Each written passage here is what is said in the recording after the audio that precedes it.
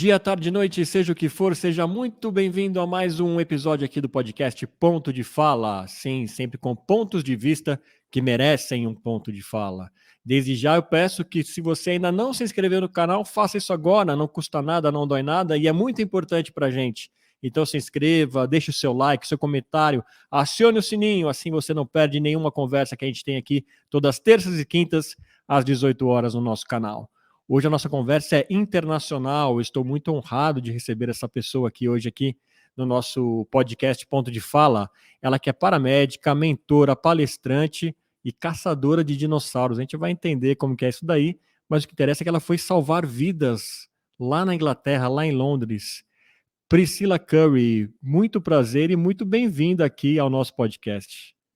Nossa, grande prazer estar falando com você. Eu adoro o seu podcast. Inclusive, eu estava assistindo esses dias aí um sobre neurociência que eu adoro e foi fantástico. Ah, que legal, com a Flávia, né? Foi muito Isso. bacana aquele papo. Poxa, e é um privilégio nosso aqui para entrar na nossa grade aqui de pessoas relevantes. Precisa se ter uma história muito bonita, né? Muito legal. A gente vai contar várias partes dela aqui no nosso podcast. Mas me conta uma coisa, menina, como é que você foi parar em Londres? Começa contando por aí. Pois é, cara. Eu vim para aprender inglês, na verdade. E para mim era importante aprender inglês de um jeito natural. Eu não queria fazer curso de inglês, eu queria ter a vivência mesmo, para aprender como que eles se expressam, como que eles falam. E o plano qual era? Vim ficar um ano aqui, voltar para o Brasil e cursar medicina. Esse aí era o meu plano de vida quando eu Tá. tinha 18 anos. Eu falei, não, isso eu quero fazer e tal. E com 20 anos de idade eu vim para cá e fiquei um ano aqui trabalhando como voluntária numa escola de crianças que tinham várias deficiências físicas e mentais, doenças terminais. E as crianças, elas moravam naquele local e também iam para a escola naquele local. Então, eram Uhum. crianças que tinham tantas deficiências que elas não podiam mais ficar em casa com os pais porque elas precisavam de cuidado 24 horas por dia. Então, eles tinham funcionários pagos e também haviam voluntários que iam lá para poder ajudar a cuidar das crianças, trabalhar nas escolas e tudo mais. Então, eu já cheguei aqui trabalhando como voluntária, e como estava como voluntária 40 horas por semana, ou seja, não ganhando nenhum dinheiro, eles tinham muita paciência comigo em me ajudar com o meu inglês. Eu cheguei aqui com inglês básico, eu entendia muito mais do que eu falava, Tá. mas aí, claro, trabalhando e tentando ajudar, as pessoas tinham muita paciência comigo, e eu fui pegando o jeito britânico de falar, e é totalmente diferente do que a gente Sim. imagina. Eu achei que eu ia chegar aqui e falar, já entendo inglês. Cheguei aqui e não entendia nada. Cheguei É aqui e falei, cara, complicado mesmo, né? É. o sotaque é bem diferente dos filmes que a gente vê, né? Que eu ficava assim, vou ver um filme sem colocar legenda. Aí entendi os filmes americanos, a maioria e tal. Falei, vou chegar lá, vai sair de letra. Nada, meu filho. Cheguei aqui e Uhum. boiei na maionese. E pelo seu sotaque, você veio do Rio de Janeiro, é isso mesmo? Sim, eu sou carioca, isso. Que região que você morava lá no Rio? Eu nasci no Rio de Janeiro. Com 2 anos de idade, a gente foi para o Japão com a minha família. Ficamos 3 anos e meio lá, quase Olha 4 só. anos. Voltei e fui direto morar em Petrópolis. Então, na verdade, eu fui criada em Petrópolis. Tá, muito legal. E, bom, você começou trabalhando, então, nessa área que ajudava essas crianças com deficiência. E como que você foi montando, né, ao mesmo tempo que você aprendia inglês, você foi montando a sua carreira profissional aí, até chegar hoje na paramedicina? Pois é, o plano, como disse no início, era ficar apenas um ano e voltar, né? Só que Uhum. eu vim para cá e na verdade, essa escola era em Bristol. É St. Christopher School em Bristol, né? E aí eu vim viajar para Londres final de semana para passear e me apaixonei por Londres de um jeito assim que eu não sei te explicar. Eu vim para Uhum. Londres na primeira vez e eu lembro que o meu pai tem até hoje esse e-mail. Eu mandei e-mail para o meu pai e falei assim, pai, não sei como te dizer isso, mas eu não vou voltar. Eu decidi que esse é o lugar que eu quero, é onde eu quero construir minha vida. E isso eu tinha 20 anos e pouco, né? E falei, pai, é esse lugar que eu quero ficar. Não sei muito bem como que as Uhum. coisas vão desenvolver aqui, mas eu quero ficar aqui. Tá. E eu tive muita sorte de ter nascido com um passaporte britânico, porque meu pai é escocês, então eu, graças a Deus, nunca tive essa dificuldade em termos de visto, né? Uhum. Mas Uhum. todas as outras dificuldades de choque de cultura, de língua e tudo aquilo eu tive como qualquer outro brasileiro que vem para cá. Apenas não tive o desespero do visto, né? Tá. E fiquei, e foram muitos anos, tá? Eu fiquei 1 ano lá, mas é claro que não dá para você ficar trabalhando de graça, né? Tem um dia que você tem que fazer o Claro, dinheirinho. pelo Então eu amor de fiquei Deus. 1 ano lá, e aí meu inglês melhorou, e eu saí de Bristol e vim para Londres, né? E aí começou uma vida de muitos ganhos e perdas, muitas derrotas, algumas vitórias. E hoje em dia eu trabalho como paramédica, mas eu não foi uma coisa rápida, não foi assim, cheguei em Londres, agora eu vou ser paramédica. Eu cheguei aqui em 2003. Eu fui entrar para a faculdade em 2011, tá? Então houveram aí vários anos de aprendizado. Eu trabalhei em restaurante fazendo sanduíche, eu trabalhei como segurança de boate, eu trabalhei fazendo gerência de restaurante, consultoria para restaurantes novos.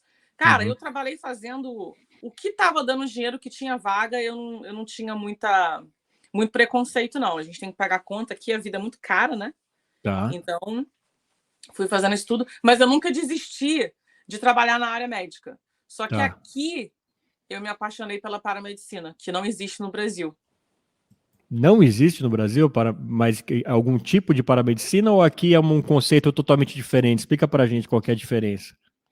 Então, a minha paixão sempre foi medicina de emergência, tá? Tanto que o meu sonho, quando eu estava crescendo, que meu pai é médico, né? Então, assim, a gente sempre teve muito contato. Eu perguntava para ele sobre as especialidades e tal. E eu sempre gostei do perrengue, né? É meio estranho falar isso, mas eu gosto de trabalhar sob pressão, eu gosto de não ter rotina, eu não gosto de trabalhar num lugar fechado. Então, eu sempre pensei que se eu fosse médica no Brasil, que eu trabalharia como médica emergencista, tanto sendo no hospital na área de emergência ou na própria ambulância no Brasil. Esse sempre foi o meu sonho, né? Tá bom. E quando eu cheguei aqui, eu fui pesquisar quem é que trabalhava nas ambulâncias, como é que era feita a medicina de emergência aqui, e me deparei com essa profissão chamada paramédico. Que o paramédico, ele nada mais é do que um profissional com universidade, ou seja, a gente tem curso superior, mas a nossa universidade, ela é totalmente focada para o pré-hospitalar. Então, tudo que eu aprendo de medicina de emergência é na arena pré-hospitalar. Então, a gente faz intubação, a gente dá vários medicamentos para o nosso paciente, a gente tem toda essa parte de liderança e clínica que o médico teria no hospital, os paramédicos têm fora do hospital. E essa profissão de paramédico não existe no Brasil. No Brasil, a pessoa tem que fazer medicina, né? Aquela medicina completa, que ensina tudo, né? Bem abrangente. E aí se especializa para ir para trabalhar numa ambulância. Aqui não. Aqui o paramédico, ele já a minha universidade é totalmente focada. Então eu não sou uma médica para trabalhar no consultório, paciente vindo até mim, mas a minha área de expertise é justamente o pré-hospitalar. E aí, uma vez que você vira paramédico, que são 3 anos de universidade, mais 2 anos de internato, que a gente faz toda a consolidação de coisas que a gente aprende. Então, no total, são 5 anos abrangentes aí. Se eu quiser trabalhar numa clínica, se eu quiser trabalhar no hospital, eu posso sim fazer pós-graduações, mestrados e tal, que me permitem essa transferência de conhecimento. Mas o paramédico em si, essa noção de apenas pré-hospitalar focado, não existe no Brasil ainda. Olha só, muito bacana, hein? Bem interessante que você já vai bem focada, né? Bem especializada. Acho que acaba formando profissionais mais especialistas, né? Digamos assim. E, bom, você fez 5 anos de faculdade e daí você já foi para a rua, você já escolheu a rua logo de cara. Como é que foi essa primeira experiência? Então, na verdade, a faculdade são 3 anos, sendo 50% teórico, 50% já na prática, trabalhando com a London Ambulance Service, que é do governo tipo SUS aqui, né? Então, eu trabalho para o SUS, no caso, né, chama-se NHS. Inclusive, o SUS do Brasil foi baseado no NHS, o NHS aqui também é gratuito. Totalmente diferente dos Estados Unidos, que as pessoas falam, mas aí não tem que pagar para tudo. Não, não. Aqui, você se é um trabalhador que paga suas taxas, uma das suas taxas já é incluída, uma taxa que você paga, que sai automaticamente do seu salário para incluir o NHS, né? Então, eu trabalho para esse sistema. Depois de formada, depois de 3 anos, você já é paramédico, mas você é um paramédico que não pode ainda atuar sozinho. Você é um paramédico que ainda está em treinamento. Não sei se dá para entender. Dá. Você Você precisa é ter um formado mentor junto. Exato, você é formado e registrado com esses 3 anos, mas aí você precisa fazer 2 anos de internato, ou seja, você trabalha 2 anos sob supervisão de um outro profissional avançado, um mentor, que hoje em dia eu sou essa pessoa, eu sou mentora, né? Então você trabalha 2 anos junto com essa pessoa, um time, e aí sim você tem que se provar que você realmente tem todo aquele conhecimento clínico e responsabilidade para então você ser um paramédico completo. Então são 5 anos de estudo, mas assim, ela é meio que um pouquinho diferente. E já comecei a trabalhar para o London Ambulance Service, porque eu moro em Londres, e era o único local que eu queria trabalhar, porque é considerado, né, uma das melhores serviços de pré-hospitalar do mundo, e aí é onde eu trabalho até hoje. Tá, e conta pra gente, você lembra qual que foi o primeiro chamado que você recebeu para atender, qual foi o primeiro atendimento, e conta como que foi a experiência, imagina toda a emoção envolvida, né, nessas condições. Cara, na verdade foi meio engraçado, porque eu cheguei lá e me apresentei para o meu mentor e estava toda empolgada, imagina, né? Estava toda empolgada. Chegou minha hora, você falou. Não, porque na verdade minha primeira experiência na ambulância foi como estudante. Eu estava na universidade há 4 meses, né? E aí já tinha o nosso plantão, que a gente é mais ou menos uma sombra de um paramédico. Então a gente vai na ambulância, mas a gente vai na ambulância com 2 pessoas, a gente é a terceira, fica ali olhando, né? Então a minha empolgação era assim, criança indo para Disney, né? E a primeira chamada foi um acidente de bicicleta. Foi um cara que foi atropelado por um carro e eu já fiquei muito nervosa. Eu estava atrás na ambulância pensando, meu Deus do céu, o cara atropelado pelo carro, como é que vai ser isso? A gente chega lá e tarará. Você acredita que a gente chegou lá, era trote? Não tinha não. Aí eu, porra, acredito. Primeiro foi um trote, então. Primeiro foi um trote. Aí eu falei, caraca, né? Tipo...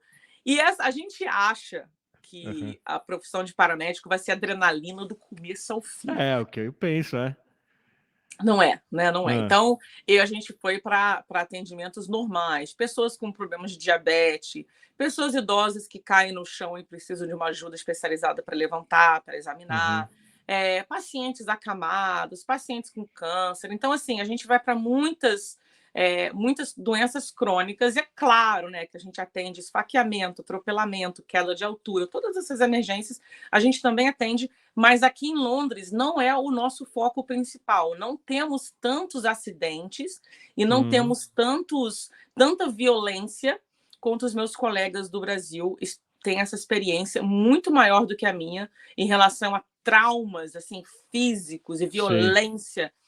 O pessoal que trabalha na SAMU, aliás, um salve para a galera do SAMU, que eu tenho um respeito infinito pelo trabalho que o pessoal faz aí. É diferente aqui. Aqui nós somos mais clínico que eu faço, tá? Se você colocar aí, eu faço para cada 10 pacientes que eu atendo, 2 ou 3 vão ser uma coisa traumática, assim, acidente, e 7 vão ser Olha só. problemas clínicos. Então é por isso que é tão importante na faculdade a gente estudar fisiologia, patofisiologia, né? Toda aquela parte de doença, como tratar, como identificar que medicamento dá, porque a gente também dá muitos medicamentos aos nossos pacientes aqui, e a gente não precisa de autorização de um médico, né? Porque a gente faz esse papel aqui no pré-hospitalar. Então é toda a responsabilidade minha. Se eu fizer qualquer erro clínico, eu respondo por esse erro clínico. Eu não tenho ninguém acima de mim ali que vai responder por isso por mim. Então é uma responsabilidade tremenda. Sim. E me conta uma coisa, Priscila, hoje você já está há muito tempo aí, né? Mas como que foi o início? Você é uma imigrante brasileira, mulher, te receberam bem aí, tanto na faculdade quanto os primeiros pacientes, ou você já sofreu algum tipo de discriminação? Já sofri discriminação. E eu sofro até hoje, tá? É mesmo? Sim, por ser imigrante, porque assim, apesar de eu ter o passaporte britânico, eu sou brasileira com muito orgulho, tá? Eu não me apresento como britânica, mesmo porque o meu inglês, ele é um inglês fluente, é um inglês britânico, mas ele tem um sotaque. Claro. E o interessante é que o sotaque do meu inglês não é percebido por pessoas que não têm inglês como sua primeira língua. Então, se eu falar com italiano, se eu falar com espanhol, inglês, eles vão achar que eu sou daqui. Porém, se eu falar com inglês ou pessoas que inglês sejam a primeira língua, eles notam que a minha língua não é, que o inglês não é. Então, não tem como eu me esconder, não tem como eu fingir que eu sou britânica, tá? Entendi. Sim. Então, existe sim esse preconceito. O primeiro preconceito que eu tive Antes mesmo de entrar para a faculdade, era aquela noção de que os imigrantes vêm aqui tirar emprego dos britânicos. Tá. Né? Então, eles sempre tinham aquela resistência, tipo assim, lá vem mais uma para tirar os nossos empregos. Você se sente assim, como uma impostora, né? Como você não deveria estar aqui. Não é falado na sua cara, óbvio, assim, mas você sente uma certa agregação. Tipo, você não é chamado sempre para alguns lugares onde todos eles estão, então demora um tempo para você se mostrar uma pessoa legal e worthy, né? Tipo, uma pessoa worthy é uma palavra merecedora, né? Merecedora daquele respeito deles. Então, demorou um tempinho. Quando eu entrei na faculdade, aconteceu uma coisa muito chata, que até hoje eu fico chateada com isso, porque quando eu entrei para a faculdade, na minha turma só tinham 20 pessoas. E quando eu entrei, era uma pessoa, eram 50 candidatos para uma vaga. Foi extremamente difícil entrar para a minha faculdade na época que eu tentei. Hoje em dia está um pouco mais fácil, porque a gente está desesperado para paramédico, não tem paramédico suficiente, então deve ser 10 para 1 agora, mas quando eu entrei era 50. Então foi muito difícil entrar. Quando eu entrei, tinham pessoas lá que estavam tentando 4 ou 5 anos, entendeu? E eu entrei de primeira porque eu me preparei pra cacete, tá? Pra entrar.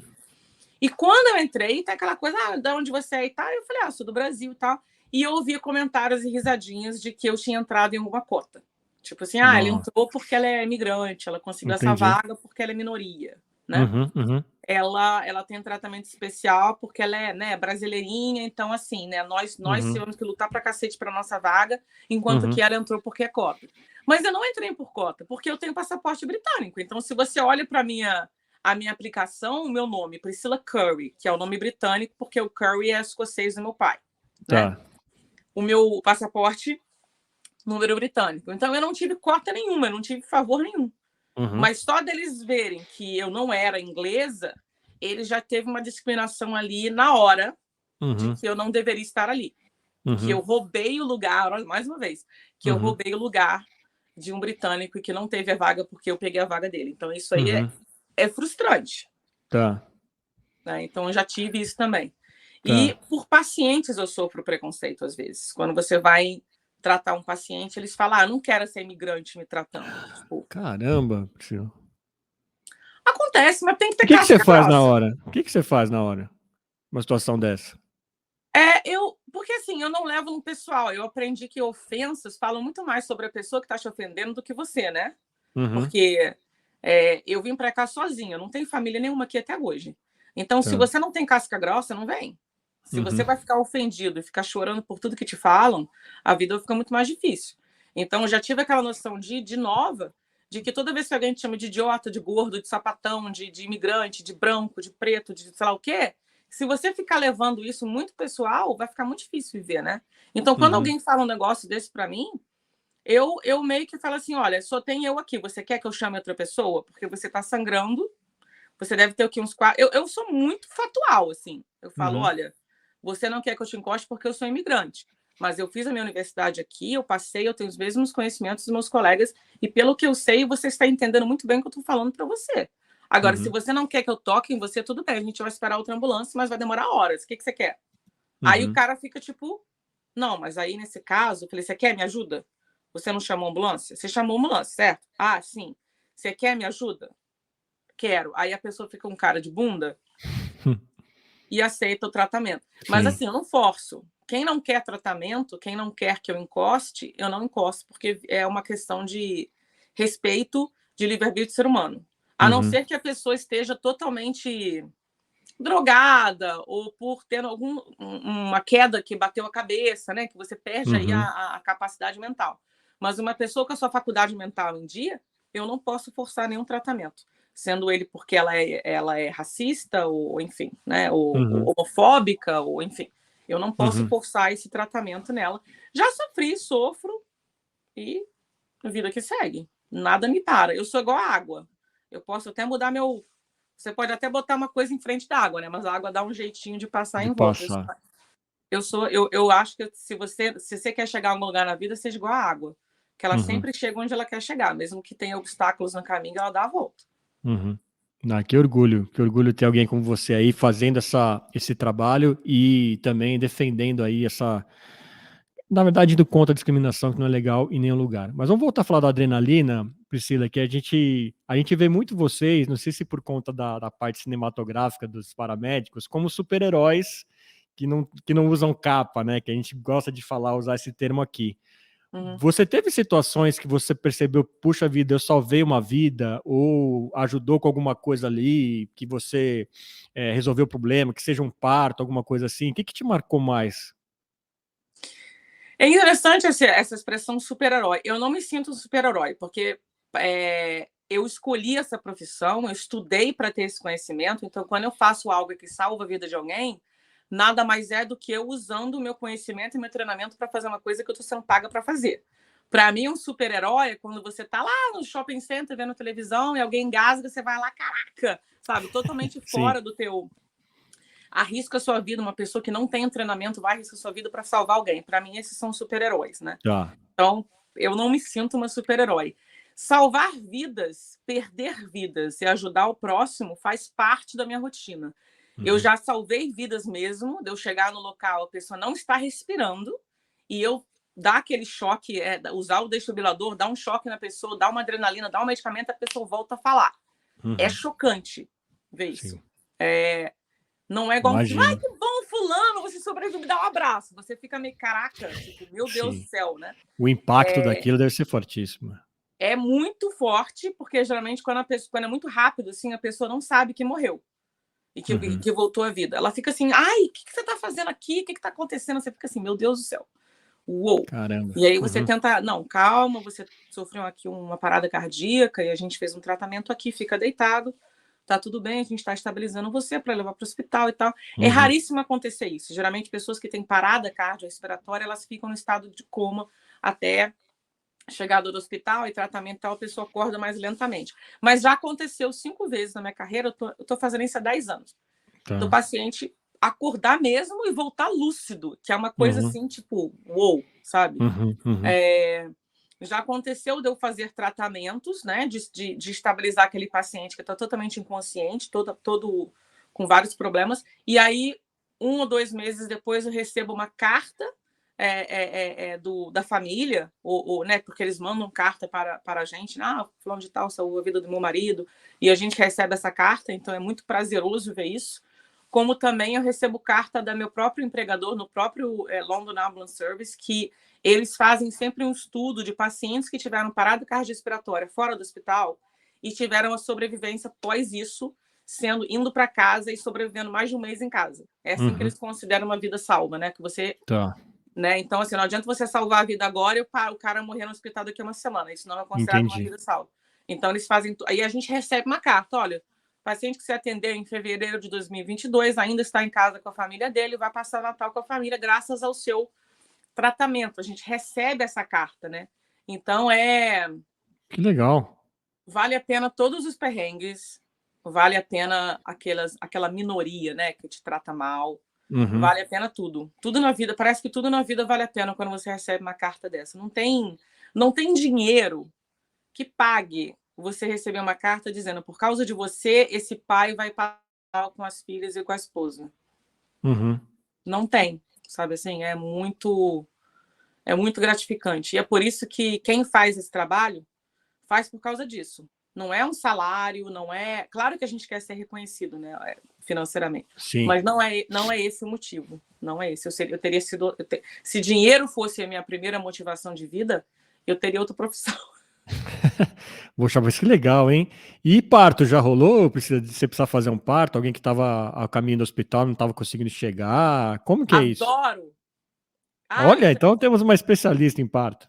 eu adoro. Não é que eu não queira que você chegue no hospital para parir, pelo amor de Deus, mas assim, se não der certo, pode me ligar. Eu adoro Pode parto ligar. de emergência. É claro Uhum. que há chances de dar ruim, de dar errado, e aí realmente é bem traumatizante, mas a minha porcentagem de experiência é boa. As vezes que deu errado foram pouquíssimas, a maioria das vezes dá tudo certo. E eu lembro de um caso que era 5 e pouco da manhã. Eu já estava terminando o meu plantão, porque meu plantão são 12 horas, geralmente das 6 da noite às 6 da manhã, né? Ou Tá, 6 da manhã às 6 da noite. tá. E aí eu recebi mulher tendo neném, não sei o que, 5º filho. Eu falei, putz, 5º filho, assim, quanto mais filho você tem, mais rápido é o seu parto, né? Então eu pensei, nossa, eu vou ser goleira. Chegar lá. Cara, eu cheguei um frio do cão e a esposa com o marido em pé na calçada, né? Eu parei minha viatura, lembrando que eu trabalho sozinha na minha viatura, né? Eu não trabalho mais na ambulância grande. Eu trabalho você tem um agora... carro seu? Hã? Você fica com o carro que você dirige e fica a postos, assim? Sim, a Como é? viatura pertence a eles. Então, todo dia de Tá, manhã eu chego, preparo o carro e saio. Depois entendi. do meu plantão, eu passo a viatura para outro profissional. Mas eu Tá, não trabalho mais naquela ambulância grande que leva pacientes para o hospital. tá. Eu vou de paciente para paciente e, dependendo do caso, eu chamo a ambulância. Dependendo do caso, eu cancelo a ambulância. E, nesse caso, já veio todo mundo porque estava na cara que a mulher ia parir e que a gente ia precisar de um apoio, né? Mas eu chego primeiro porque eu sou menor. O carro é menor. Então, eu consigo chegar primeiro nas ocorrências. Londres é muito trânsito, né? Cara, eu cheguei lá, ela já estava em pé. Vai sair, vai sair. Eu falei, minha Nossa Senhora, chovendo, fevereiro, frio. Aquela chuva de garoa que molha até mais, sabe? Que assim, Sim. não era toró na cara, mas aquela chuva fina, frio. E eu falei, cara, onde é que eu vou botar essa senhora? Porque no meu carro não tem maca, né? E eu abri a porta do passageiro do meu carro, tirei as minhas coisas, coloquei no chão, ela já sentou. No que ela sentou, ela já abriu a perna assim, colocou uma perna no meu ombro. Eu falei, cara, é goleiro mesmo o negócio. É. E aí o neném já estava saindo mesmo. Ela, isso aqui, eu peguei a criança escorregando, assim, tudo. Aí eu virei pro pai da criança, falei, pega a minha bolsa que tá na mala do carro, que não deu tempo de eu fazer nada, assim, sabe? E ele pegou as bolsas, abriu, eu falei, pega isso aqui, pega aquela criança já chorando, graças a Deus, estava tudo bem, mas estava muito frio, né? Então a minha preocupação principal era manter aquela criança Aquecer. quentinha, né? Então, tal, não sei o que, enrolei a criancinha tal, aí dei a criancinha para a mãe, graças a Deus não teve nenhum sangramento catastrófico, nada ali. E aí o pai conseguiu cortar, eu deixei o pai cortar o cordão umbilical, né? E aí a ambulância chegou, já estava tudo ok, assim, tudo. Aí a mãe andou, foi para a ambulância. Mas, assim, isso aí é uma memória que você não esquece, parece cena de filme, assim, né? Sim, total de filme. É. E outra coisa que você acabou vivenciando aí, Priscila, foi a pandemia, né? Como foi o início disso? Quando que você percebeu que, assim, nossa, vai ferrar o negócio, vai ficar muita gente doente? E como foi aí perto de você, né? A gente viu algumas coisas da Europa, principalmente mais na Itália, né? Das coisas estarem sobrecarregadas. Se você passou por isso aí também, como foi? Não, com certeza. Inclusive, foi um vídeo meu que viralizou, que chegou a mais de 20 milhões de visualizações, bem no início da pandemia, que acabou fazendo com que a Priscila Paramédica Londres ficasse tão conhecida, né? Foi, na verdade, a minha primeira preocupação, porque assim, eu tenho a faculdade de paramedicina, eu tenho pós-graduação, 2 pós-graduações em psicologia, e eu adoro, uma das minhas paixões é o estudo do comportamento humano. Eu adoro, sabe? Assim, eu acho a maneira com que a gente se comporta sozinho, com as nossas famílias, em grupos grandes de sociedade, toda essa comparação, tudo isso eu adoro. Então, me fascinou muito de como nós estávamos nos comportando antes mesmo da doença chegar aqui mesmo. E o meu primeiro vídeo foi mais ou menos um desabafo de eu chegar no supermercado, não tem pão, não tem farinha, não tem nada, não tinha papel higiênico. E eu virei e falei, gente, pelo amor de Deus, né, o que vocês estão fazendo? Né? Tudo bem que tem uma doença que está chegando aí, e aí eu falei sobre o grupo de risco, falei, ó, as pessoas que estão mais aí à mercê dessa doença são as pessoas do grupo de risco, não vamos deixar os idosos sem papel higiênico, pelo amor de Deus, sem pão, sem farinha, o que vocês estão fazendo? Né? Ninguém precisa de 500 rolos de papel higiênico. Então, assim, o mundo não vai acabar, a gente tem que manter a calma para entender o que está acontecendo, o que está vindo por aí. E o vídeo viralizou. Foi assim, sabe? E eu não, naquele dia, eu fui na Organização Mundial de Saúde, porque lá, obviamente, era onde estava dizendo tudo que estava acontecendo. Li todos os relatórios da Organização Mundial de Saúde, os números que estavam acontecendo em Wuhan, na China. Olhei, vi estudos sobre doenças respiratórias, né, que vêm de animais e tal, e olhei e pensei, cara, vai dar ruim, mas eu não imaginei que fosse ser o que foi. Eu tô sendo, assim, 100% honesta com você. Eu achei que a gente teria problemas realmente apenas com idosos, que não, né? Eu nunca imaginei que a doença fosse realmente afetar tanto pessoas jovens e saudáveis como afetou. Então, para mim, o choque foi fenomenal e começou com grupo de risco mesmo, tudo que eu tinha lido. idosos, pessoas com Foi. tratamento de câncer, pessoas diabéticas, pessoas obesas, tudo aquilo tipo bum, bum, bum, caindo. Mas era muita morte. E eu comecei a fazer um documentário diário para as pessoas do Brasil e falando, gente, o negócio tá pegando aqui. Galera, o negócio vai chegar no Brasil. E o meu canal foi crescendo porque as pessoas começaram a entender. Mas assim, eu falava de um jeito educativo, tentando não alarmar, mas nem colocando panos quentes. Parada honesta mesmo, né? E na minha profissão, hoje, assim, normal, quando as coisas estão normais, eu perco aí, em média, 2, 3 pacientes por semana, tá? São experiências que eu tenho de avisar para a família que a pessoa faleceu. Às vezes eu chego no local, a pessoa já está em óbito e eu vou lá para fazer a verificação de morte, documentação, aquela coisa toda. Então, a morte ela faz parte da minha rotina. Tá. Só que na época da pandemia, naquele pico, naquele primeira, segunda onda que foram horríveis, eu estava fazendo 5 mortes diárias. Caramba! 5 mortes. Eu só fazia morte, tá? Então, são 12 horas de plantão, com 5 mortes, e 5 vezes por dia eu precisava falar para uma mãe, para um marido, para uma esposa, para um filho, que o ente querido deles tinha falecido e que não havia mais nada que eu poderia fazer. Algumas eu falava, trabalhei 1 hora tentando salvar a sua esposa, a gente deu adrenalina, a gente entubou ela, a gente fez A, B e C, ela não reagiu, eu sinto muito. E aí a reação da família natural é qual? Ficar desesperada, chorar e pedir para ver o familiar. E a gente não podia deixar. Por conta da contaminação. Agora, não dá para imaginar, nem que se eu virar para você e falar isso, imagina uma pessoa que você ama.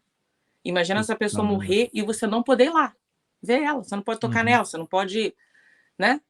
É uma dor tão insuportável que eu era o anjo da morte que passava essa mensagem para a família. Então, toda vez que eu tinha que virar para um familiar e falar isso, que eu fico até emocionada de lembrar, desculpa. Imagina.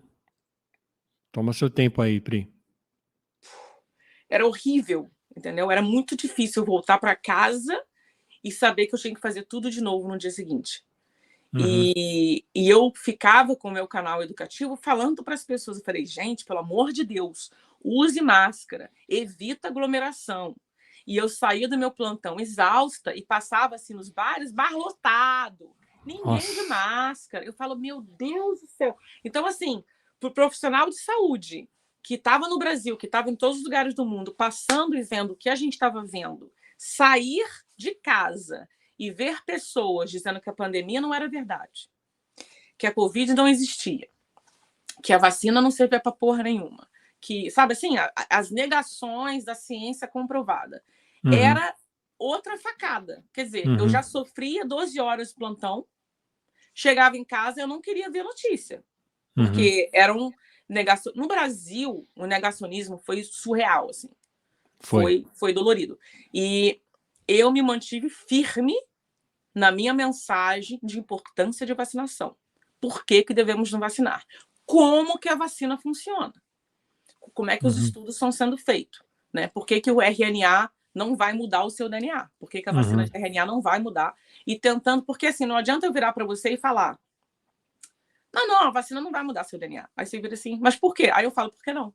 Aí você vai ficar, ué, mas não entendi. Então, eu pegava e desconstruía tudo em pedacinhos, em bloquinhos de Lego, para que pessoas que não tenham conhecimento científico pudessem entender. Porque o problema das informações científicas é que elas são muito difíceis de entender. Se você não entende, eu tenho bacharelado em ciência. E mesmo às vezes eu olhava os estudos e ficava, peraí, deixa eu ler de novo isso aqui. Então, porque a ciência, ela nem sempre faz sentido. Entendeu? Na ciência, 2 mais 2 nem sempre é 4. Tá? Agora, fake news, ela faz sentido. A fake news, o design da fake news é para que você ouça ela, entenda e fala, essa eu entendi. E a gente é muito mais confortável com aquilo que a gente entende do que aquilo que a gente não entende. Naturalmente, a nossa natureza tem medo do desconhecido. Então, uma fake news ela tem um poder muito maior de ser viralizada para que as pessoas acreditem do que uma ciência. Uhum. Então, a minha luta era contra as fake news, era com a educação das pessoas para entender por que as máscaras eram nossas aliadas, por que as vacinas não são perfeitas, mas se comparam a um colete à prova de bala. Se eu virar para você e falar, olha, a gente vai passar aqui numa zona de guerra, eu tenho esse colete à prova de bala que vai te dar 50% de proteção. Ou você vai zen. O que você vai fazer? Você vai escolher botar o colete ou não? A minha pergunta é essa. O que você faria? Sim. Você vai botar o colete, cara. Você não vai ficar olhando pro colete. Ah, mas esse colete aí, vai que passa bala, vai que se eu tomar um tiro quebra minha costela. Ah, que porcaria de colete. Meu, então vai sem. Então, para mim, as pessoas que decidiram não se vacinar eram pessoas que escolheram não usar um colete à prova de bala no meio de uma guerra. Exato. E eu ficava, gente, ai não, mas o meu vizinho vacinou e morreu de Covid. Falei, tudo bem, o cara de colete de bala também leva tiro. Se você anda de cinto de segurança, não impede que você morra de acidente de carro. Se você anda de moto com capacete, não vai impedir uma fratura craniana, mas as chances são menores. E era isso que eu ficava martelando.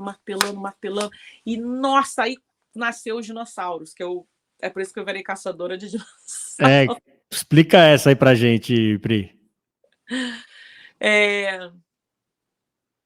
O sucesso sempre traz críticas, né?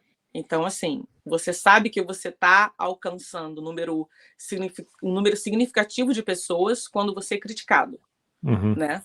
Porque faz parte. Então, a crítica... Mas era esse negacionismo, eu imagino, que estava te criticando, né? Esse pessoal negacionista. Porque acho que até era a minha próxima pergunta. Tinha os haters de sempre dizendo que você estava falando nada com nada, né? Imagino.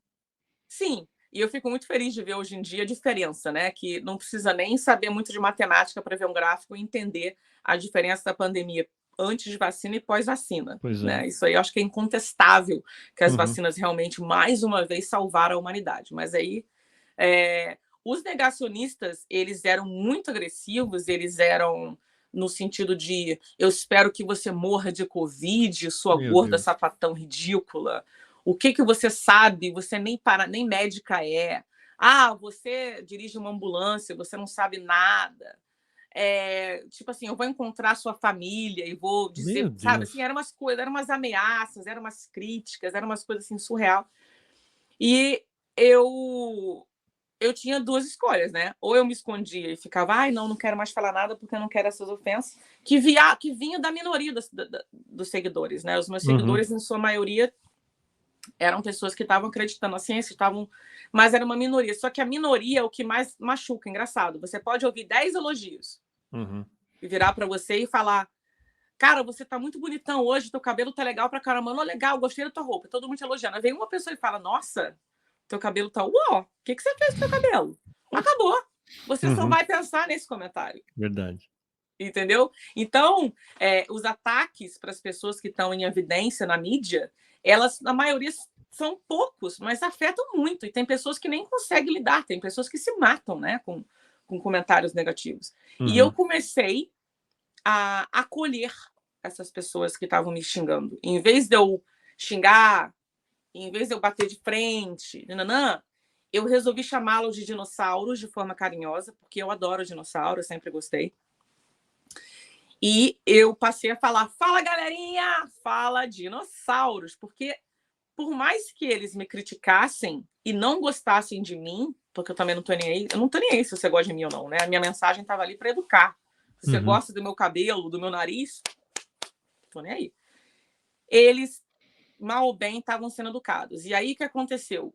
Pessoas que eram totalmente contra a vacina, que eram totalmente contra o uso de máscaras, passaram, então, a entender por que era importante e me mandavam mensagem. Tinha uns que falavam, Pri, eu sou um dinossauro arrependido. E eu vim aqui te pedir desculpas. Eu vim aqui te pedir desculpas porque eu te ofendi e tal, mas por causa de você, a minha família está toda vacinada e a gente não ia se vacinar. Então, muito obrigado pelas suas informações que realmente chegaram numa coisa assim que eu achava que a vacina ia transformar a gente em, né, mudar nosso DNA e tal. E agora a gente vê que não é bem assim. Então, eu queria agradecer. Então, assim, isso para mim é muito gratificante, porque ensinar passarinho a voar e peixe a nadar é fácil, né? Agora, convencer essas pessoas de que uma pessoa negacionista, que a ciência comprovada é nossa aliada, é mais difícil. Então é por isso que eu não deleto comentários negativos, eu não bloqueio as pessoas, nunca. Meus amigos influencers, eles eu bloqueio tudo. Eu deleto. Eu falo, eu não deleto, eu não bloqueio. Tá tudo lá. Fica tudo lá. Porque são essas pessoas que eu quero educar. Esses aí. O resto é fácil. Tem que domar os dinossauros, né, Pri? Aí, por isso que virou caçadora de dinossauros, onde eu pego eles, domo, e eles entram como dinossauro e saem como galerinha. Muito legal. E como que tá o fim de ano chegando aí, o tempo mais frio? Vocês estão com algum alerta de alguma nova variante? E aqui no Brasil já começaram a perceber que estão pintando alguns casos novos, né? Como que tá aí em Londres? Exatamente isso, tá? É esperado que nós temos várias ondinhas de Covid. A Covid é uma doença que veio para ficar, não é uma doença que vai ser exterminada, mas é uma doença que a gente cada vez mais aprende a lidar com ela, como todas as outras doenças, diabetes, HIV, doenças, enfim, são doenças que primeiro assustam, mas depois a gente, peraí, como é que funciona isso aqui, como é que a gente vai tratar? Aqui os casos aumentaram bastante. Eu ainda não tomei minha 4ª dose de vacina, mas eu vou tomar até o fim do ano, eu vou tomar minha 4ª dose. Vários amigos pegaram Covid no mês passado, mas como já estavam vacinados, ficaram com dor no corpo, dor de cabeça, coriza, aquela coisa, e melhoraram em questão de alguns dias. Não foi nada demais. O número de mortes vai aumentar, porque você tem que lembrar que os grupos de risco continuam aí. Então, uma senhorinha de 90 anos que pega o Covid provavelmente vai vir falecer das complicações do Covid, mesmo sendo vacinada, porque já tem várias outras comorbidades. Então, a gente vai ver um aumento de casos, mas não é nada assustador e um bicho de 7 cabeças, como a gente viu no início da pandemia. Então, é importante a gente ficar alerta, é importante a gente, talvez, voltar a usar máscara em lugares aglomerados, só para evitar ficar doente, não passar a doença para sua avó, né? Não passar a doença para alguém. Mas não acho que há motivo para um alarme global de ter que fechar tudo como a gente teve no início da pandemia. Seria até loucura a gente fazer isso, né? Porque a economia já está quebrada. Aqui, na Inglaterra, estamos numa recessão bem, bem complicada. Tá, não, muito importante isso, sim. Isso a gente está vendo em todo mundo. Agora eu quero discutir também um ponto que você acabou vivenciando aí, que foi a morte da rainha. Você estava muito perto, né? Explica pra gente como que foi vivenciar isso perto do povo britânico, como que foi o dia que isso aconteceu, como que foi o clima aí ao seu redor? Cara, eu tava trabalhando, eu tava de plantão, quando eu tava vendo, tipo assim, entre pacientes, você faz a papelada e geralmente tem um tempo, assim, que você fica esperando emergência, né? Eu tava ali, quando eu vi que teve anunciamento que ela tava doente, e que ela tava mal, e que os familiares já estavam em direção, então eu já sabia, eu falei, cara, ela vai morrer. Antes dela morrer, eu já sabia. Porque como eu moro aqui há muito tempo, eu entendo como é que os britânicos Lidam, né? lidam. Eles sabem, eles jamais falariam, ela vai morrer, tá toda a família indo lá porque ela vai morrer. Não, eles falam, eles são bem. Eles rodam bastante até falar o que eles querem falar, entendeu? Então, quando essa notícia veio, eu falei, cara, ela vai falecer. E aí, no mesmo momento, eu fiz um vídeo que foi assim, também teve muitas visualizações, eu falando, olha, a rainha tá mal, os familiares estão indo lá vê-la, não sei o que, a situação aqui tá complicada, parará. E aí, claro que depois de um tempo ela morreu. E foi surreal presenciar aquilo, porque foi... As pessoas mais velhas foram as que mais sentiram, os jovens nem tanto. Eu acho que os jovens já não concordam mais com a monarquia e tá aquela coisa toda, mas as pessoas mais velhas foi um luto muito grande, e era um luto que você sentia no ar, assim, sabe? Era uma coisa assim, você fala, sabe? Um climão, sabe? Onde você ia tinha um climão, assim, rolando. A família real tem uma importância muito grande aqui na Inglaterra, diferente de outros países que têm família real, não é a adoração pela rainha mundial, né? Eu nunca vi isso na minha vida, assim, eles são... Quando você entra na casa de um britânico, você olha para a parede, tem sempre a foto da rainha ali. É igual no Brasil que você vai, tem Nossa Senhora, não tem Nossa Senhora? Aí é a rainha. Aqueles que é a rainha, cara. Que coisa. Entendeu? Então, para eles foi uma coisa assim, tipo... Claro que todo mundo sabia que a rainha faleceu, ela já estava idosa, né? Tipo, não era uma coisa, não foi um choque, assim, caraca. Mas foi muito triste. Foi um fim de uma era, ela representou um poder feminino muito grande, ela teve que que largar da própria vida para dedicar a vida ao povo britânico. Então tem um respeito. Independente se você concorda ou não com a monarquia, independente da Inglaterra ter sido uma grande colonizadora mundial e ter feito coisas que não são legais no passado, a gente precisa respeitar a dedicação de uma pessoa que passou a vida inteira dedicada ao povo britânico. A vida dela foi isso, cara. Ela abdicou o que ela queria ser, o que ela queria ser para o povo britânico. Então, esse respeito é reconhecido e foi triste e lindo de se ver ao mesmo tempo. Foi assim bem interessante, bem marcante ter estado aqui quando aconteceu isso. Parou tudo, né, Pri? Tipo, parecia, sei lá, todo mundo parou de trabalhar, foi tipo um feriado, né? Foi bem triste ficar. Acho que a gente ficou assim chorando aqui mais de uma semana. Caramba. E aí teve aquela coisa, porque assim, todo mundo adora uma fofoca da família real, né? Que aqui tem muita fofoca sobre a família real. E os tabloides pegam pesado, né? Mas todo mundo que está em evidência, as pessoas querem saber tudo, né? E aí tava aquela coisa, se o William vai assumir o trono, se vai pro filho dela mesmo, né? Se ele ia renunciar, se não ia, não sei o quê, mas acabou que o Philip pegou aí, então vamos ver o que vai acontecer. Mas eu pessoalmente falando, eu acho que a monarquia já teve o seu tempo, né? Já teve já teve a sua época. Eu não concordo muito com a monarquia, assim. Eu acho que já está na hora de virar um folclore, sabe? Uma coisa que você celebra, mas que não tenha tanto... História, né? Virar história.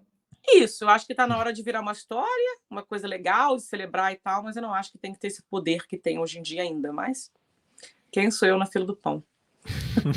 Poxa, você é a Priscila paramédica em Londres, poxa vida. Falando nisso, Pri, conta um pouquinho da sua rotina aí fora da parte de trabalho, o que você gosta de fazer, o que é gostoso fazer em Londres, e se tem alguma coisa que você sente muita falta aqui do Brasil que você não consegue ter aí. Bom, hoje em dia tudo você acha aqui do Brasil. A única coisa que eu não consigo achar aqui ainda, que vai parecer muito estranho, é um salgadinho que chama Skinny, que eu não sei se você conhece, um salgadinho feito de milho. Sei qual é. Sei. Olha só, mas isso é difícil achar mesmo, né? Pois é, mas aqui não acha. Aqui você acha fandango, você acha tudo, mas aquele você não acha. Aí minha irmã, quando veio aqui, todo mundo que vem me visitar, traga um saquinho de Skinny. Eu vou olha, onde você tiver. Eu esperava você dizer qualquer coisa, mas você foi resgatar o Skinny. Tem muita memória afetiva até da minha infância isso. Cara, Skinny, maravilhoso. Mas qual foi a outra pergunta? Como é que é a minha rotina aqui? O que eu gosto de fazer? O que você curte fazer? O que é legal fazer aí? Primeiro, eu adoro conversar com os meus seguidores, porque virou meio que eu falo que é meio que uma terapia, assim, sabe? Eu converso com as pessoas, falo com elas como é que elas estão e como é que as coisas estão acontecendo aqui. Eu continuo fazendo uns videozinhos aqui, uns videozinhos ali. Eu adoro viajar, amo viajar. Então, toda oportunidade que eu tenho para poder viajar, para poder conhecer culturas novas e sair e me divertir, eu faço. Eu acabei de voltar da Grécia com a minha irmã e foi uma delícia ficar em Atenas. E viajamos para umas ilhas gregas lá e eu botei tudo nos meus stories. Porque no meu Instagram é onde eu sou mais ativa. Eu tenho o Facebook também, que inclusive tem muito mais seguidor. No Facebook tem 71 mil seguidores. No Instagram tem só 35 mil. Mas eu sou mais ativa no Instagram. Então eu coloco a minha vida pessoal nos stories. E no meu feed eu coloco as coisas mais assim, profissionais ou questões mais assim que eu quero, sabe, que deixar marcado. E nos meus stories são um pouquinho mais a vida pessoal. Então, as pessoas conseguem me acompanhar dos dois jeitos, né? A Priscila paramédica mais profissional, mais assim tal. E a Pri, que vai se divertir, que tá. Eles gostam, as pessoas gostam de ver os dois lados, né? Então, o Instagram não deixa de ser uma coisa que eu gosto muito de fazer. Eu gosto muito... Eu tenho um cachorrinho chamado Pickles, que agora ele tá na caminha dele, tem 16 anos. Que é meu filhinho. Que fofinho. Muito fofinho. Meus amigos, cara, eu tenho uma vida fora da minha rotina maravilhosa. Eu não tenho muitos amigos queridos demais. Eu acabei de voltar da África. Eu fiquei lá 10 dias voluntariando na África, num lugar muito remoto lá em Moçambique, um país Moçambique, e dentro de Moçambique um lugar chamado Gaza, que é um lugar, assim, as crianças têm muita fome, muita miséria. E eu fiquei 10 dias lá junto com a Fraternidade Sem Fronteiras, que é uma caridade que tem sede no Brasil e é uma sede nova aqui no Reino Unido. E eu fiquei lá fazendo um trabalho educativo, ensinando primeiros socorros e apadrinhando jovens, né? Eu vou estar pagando a universidade de alguns jovens para se tornarem enfermeiros, por exemplo. Então, esse meu lado filantrópico muito, muito alto em mim, assim, eu não consigo deixar isso de lado. Eu tenho noção do meu privilégio e eu penso que não é que eu não gosto de dinheiro, não é que eu não quero enriquecer. Quem não quer, né? Quem não quer ficar rico, quem não quer ter. É verdade. Eu adoro meu conforto, eu adoro um hotel 5 estrelas. Mas eu penso assim, que pro meu dinheiro ter um gostinho mais gostoso e que eu preciso ajudar as pessoas que mais precisam, que eu preciso me doar e que eu preciso continuar fazendo isso. Assim eu consigo ser feliz. Eu não consigo curtir o meu hotel 5 estrelas sem saber que eu também estou ajudando pessoas, sabe? Assim, Sim, sim. isso. E os seus amigos aí, no geral, são britânicos? Você tem o pessoal do Brasil que você é próximo aí? Como que é? Cara, os dois. Eu sou muito eclética. Menina, se você fosse na festa de aniversário, você ia rir. Porque eu tenho amigas de burca, assim, que usam burca, só tenho o olhinho pra fora, muçulmanas. Tenho a galera Rastafari, que eu chego com baseado na boca. Eu tenho amigos super intelectuais, tudo com PhD.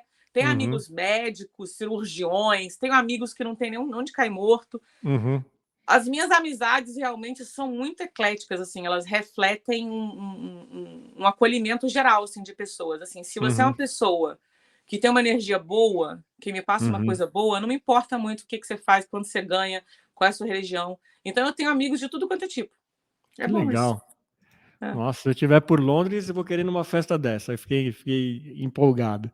E como que tá de Copa do Mundo aí, Pri? Aqui o pessoal finalmente acabou a eleição, o pessoal tá começando a falar de Copa, né? Teve a convocação. Dá para perceber que o pessoal tá interessado ou é bem diferente aí? Aqui não é a mesma emoção alucinada que o brasileiro tem com a Copa do Mundo. Aqui você percebe mais a empolgação quando já tá para começar, sabe? Tá, bem na véspera, né? Bem na véspera, você começa a ver que a galera começa a se empolgar, porque o inglês, ele sempre fala, o futebol foi inventado aqui, né? Eu sempre morro de rir, foi inventado aqui, mas vocês não sabem jogar, né? Mas eu engoli isso, né? Porque eu também acho que o Brasil era muito bom, mas que também perdeu muito talento, muita coisa. Gente. Mas é bom, a gente precisa distrair um pouco, né? Pandemia, Precisa. a política do Brasil, então, é uma Meu coisa que Deus. tá... Essa polaridade do Brasil me chateia, porque assim, independente de quem você votou, independente de qual é o seu, de que você acredita, o respeito ao próximo tem que existir, entendeu? Então a gente não pode se esconder atrás de uma política para fazer um mal ao outro.